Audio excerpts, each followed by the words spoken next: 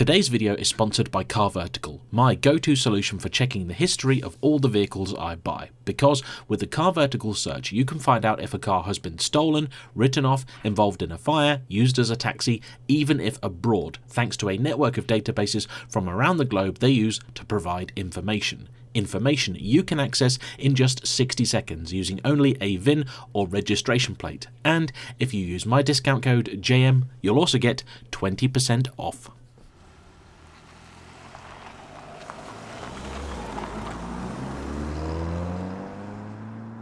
Hello everybody. Say Japanese import to just about anybody in the car world and they'll often conjure up an image of a tuner special from the 1990s, a Skyline GTR, an RX-7, a Supra, maybe even an NSX, or potentially some weird oddball little K car. But today, a great many other cars, including ones sold in European markets, are now being imported. But I think it is fair to say that there aren't many people out there who would think the task of dragging a car halfway across the world would be worth it for something as ordinary as a VW Passat. However, this car's owner Ash thinks otherwise, and in today's video I'm going to be telling you why he did it and if he really is that mad. This is the VW Passat Alltrack 2-litre TSI. I'm James and this is JM on Cars.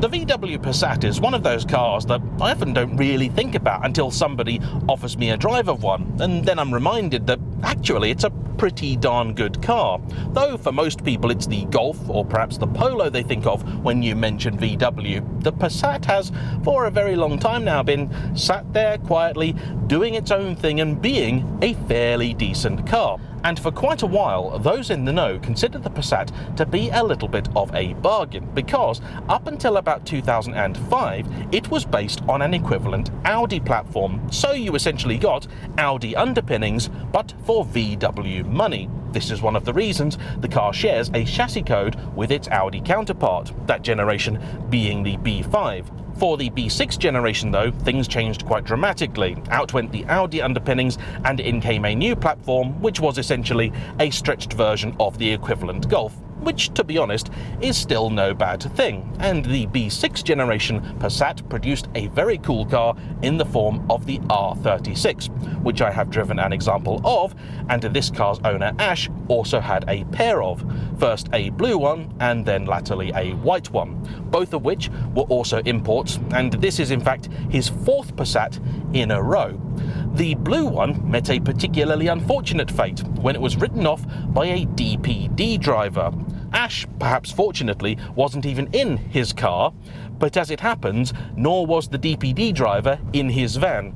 He got out and in a very YouTube-worthy moment, clearly forgot to put it in park, and so it simply rolled into the VW, writing it off. It is because he liked it so much that he replaced it with something identical. However, a little while later, when child number 2 had arrived, and looking at the ever-worsening state of the roads, he decided he wanted something that was similar, but a little bit more daily drivable and a little bit more forgiving when it comes to our rather potholy roads. And so he decided the car for him was to be a B7 generation Alltrack. The B7 generation landed in around 2010 and is essentially a facelift of the B6. It went until 2015, but unfortunately here in Britain the Alltrack was never sold as a petrol, coming, I believe, exclusively with the 2-litre diesel. Of course, in the early 2010s, this was exactly the engine that everybody wanted. Diesel mania was at its absolute peak. And even for the models where you could get a petrol, it was massively outsold by its diesel counterparts. Today on Auto Trader, diesel Passats of this generation outnumber the petrols by something like 20 to 1.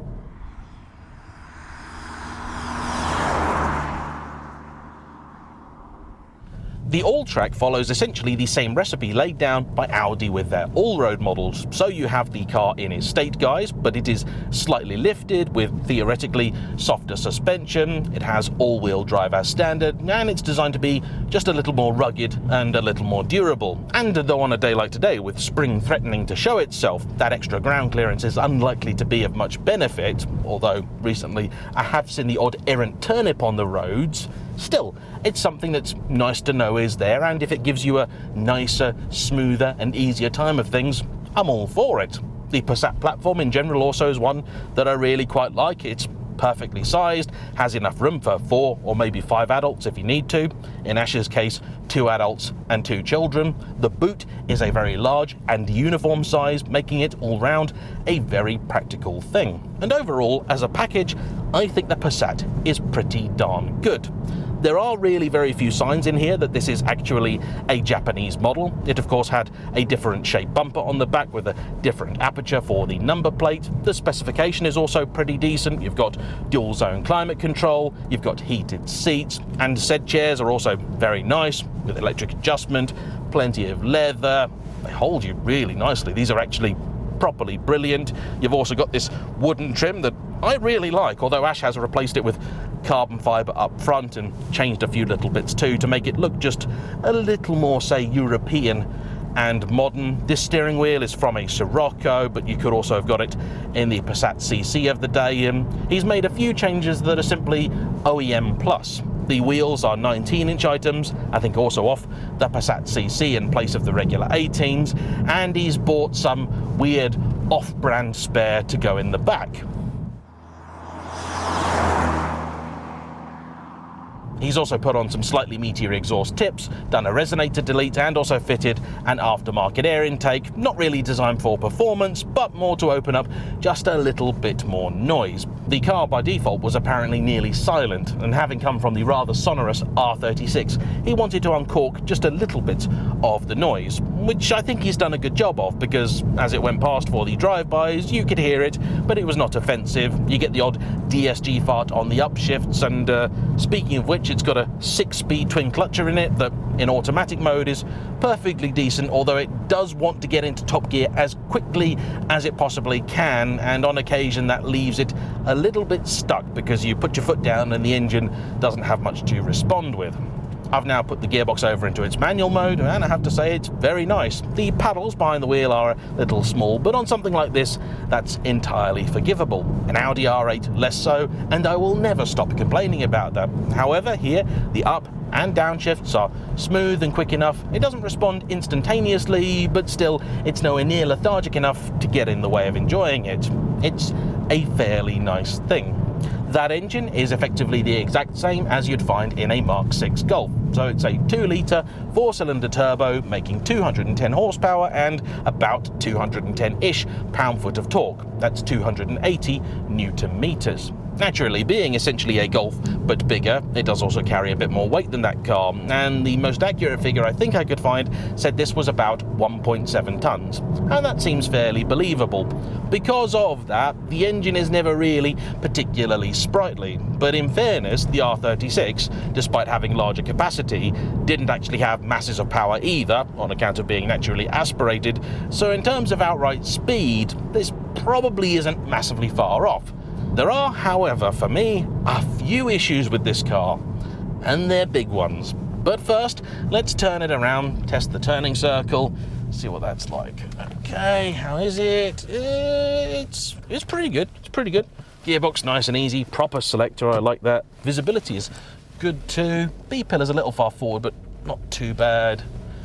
And we are off. So, let's try and see what this car's like when you want to have fun, because in theory, it shouldn't really be all that good at that. So if it's not, that isn't a problem.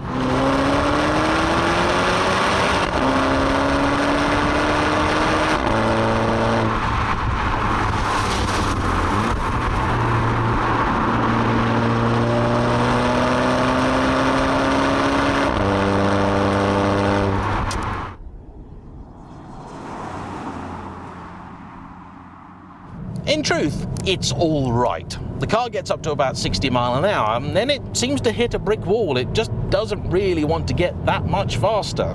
which is fine because that's the speed limit of this road and I'm not driving a performance model. However, for me, this car is a catalogue of mismatched and very weird components.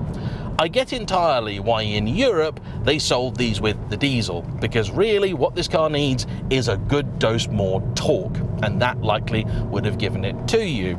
In fairness, this engine is not terrible, but it simply isn't particularly inspiring either. The gearbox, as already mentioned, is absolutely fine, but my biggest issue with this car is the suspension. It is just needlessly firm. I know it's riding on larger wheels than it should be, but going to 19s that are still relatively generous in terms of profile, they're 40 sections I think, it just shouldn't be this bad. It's constantly lumping and thumping into the road. I mean, listen to that, that wasn't really a big pothole or anything like that. It was a grate in the road, it was a manhole cover. This car is so unsettled all the time, and then when you do decide you want to have a little bit of fun, it goes all soft and woolly on you. The steering is actually not horrendous, but in the context of other VWs, it's got a nice weighting to it, but doesn't communicate. You get those little moments where you have a bit of a connection with it, and then you realise that maybe it was just a happy accident. You don't really have all that much faith in it, but that's fine. I'm never in any doubt that the car has ample grip. It's absolutely planted. The engine really doesn't have anywhere near enough go to unsettle it, but the whole thing just feels very, very disjointed, and I just don't understand how they got this so wrong. Maybe it's because it's a Japanese market car, I don't know. The roads over there are notoriously good, so maybe this suspension is set up for them, but on British roads it's really not that good. I wouldn't want to be a child in the back of this car, no way.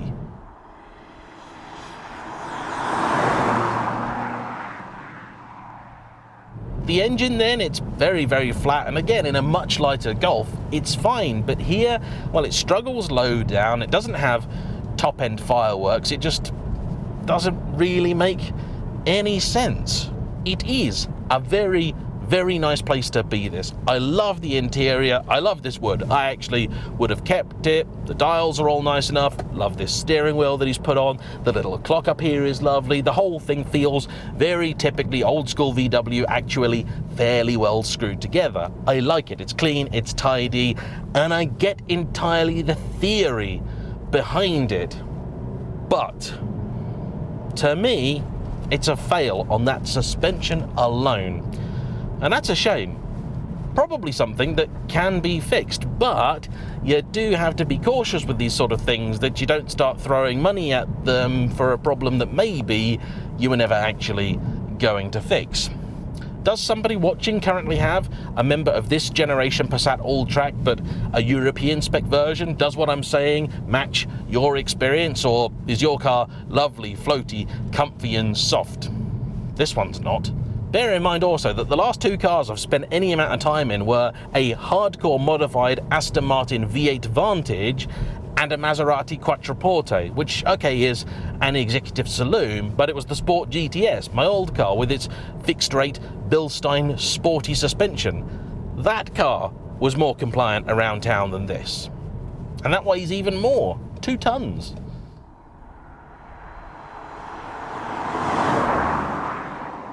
Even worse, Ash tells me that the fuel economy in this actually isn't that much better than his R36. On a run, it'll get somewhere in the mid-30s, which he could before. For shorter journeys and around town, this is certainly better, but nowhere near enough to justify the change. The good news, at least, is that Ash hasn't paid too much of a premium for this car, and it was in line roughly with some of the cheaper R36s out there, which are all older models. In terms of converting it to a European specification, there wasn't really all that much work to do. Apparently with the B6s, it's a slightly trickier task, but the B7s is relatively straightforward. He has installed an OEM VW head unit that is now, of course, in European languages, and you really wouldn't have any idea, if he'd not left the stickers on it, that this was ever a Japanese import car. You can pick yourself up a European model of this with the diesel engine for £7,000 to £8,000 or more. This one was closer to about 12. For me though, I just cannot think of a single reason why you would want this over an R36. Yes, they're slightly older models, but they have a really cool engine in them, they look great, they're interesting, they're different, and I really, really rate them. I also don't remember the suspension being quite as fidgety as this, but then I suppose in something like an R36 you're already going to be a little more tolerant of it being a little firmer because it's a more sportily orientated car. So there we have it, that's a look at the B7 generation Volkswagen Passat Alltrack. I hope you've enjoyed this review, and I want to say a big thank you to Ash for bringing his car out, and as ever to you for watching. Don't forget to hit the like button, comment down below and subscribe if you haven't already. I'll see you for the next one. Bye bye.